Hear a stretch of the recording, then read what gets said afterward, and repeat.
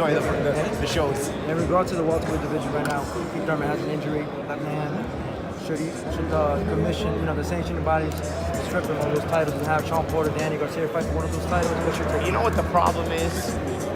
This is supposed to be a legit situation where the old interim titles would actually make sense. What their interim title was supposed to be was, you make interim title fights, and then if somebody doesn't, if the champion doesn't fight the interim champion within the 6 months after, then he gets stripped. That was the original intent of the interim titles when they first were made.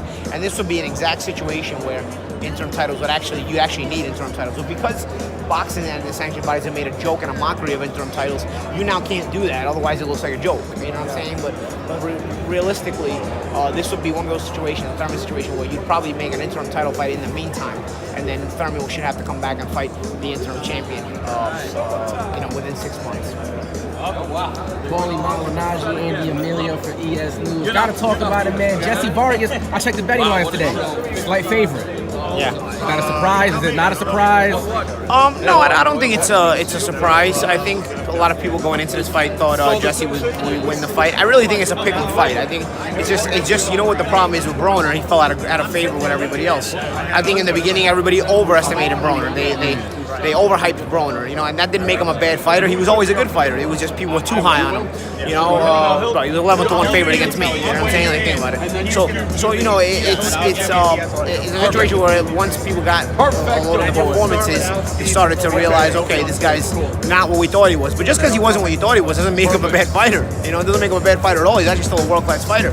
But the problem is, they've gone the opposite way. I think they're now underestimating Broner, and I think people are quick to write him off. I think this is a legit pick'em fight.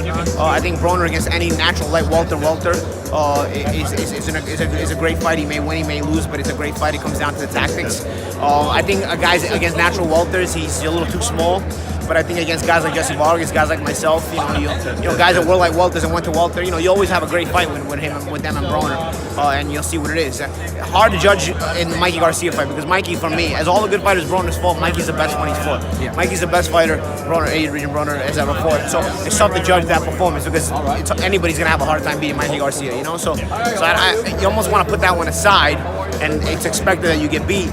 But then against all the other guys around this size, it's a great fight, and I think Vargas and Broner is a great fight for that reason. Styles make fights. Obviously, I think the closest comparison that somebody's fought at that caliber is Saddam Ali. A slick, fast boxer type.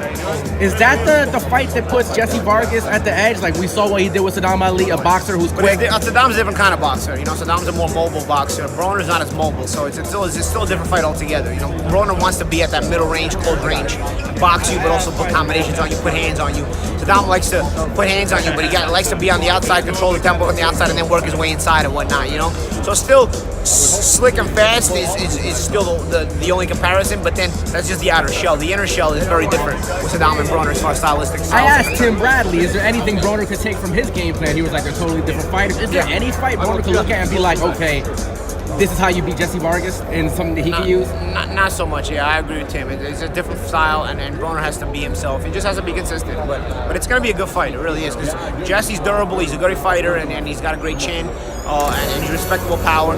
Broner at this weight, I don't think he's a big power puncher, but he's respectable power, great chin, and he's durable too. So they're going to have it out in there. It's going to come down to a lot of character as well, and both of these guys have shown character. Thank you, Paulie. Appreciate it, man.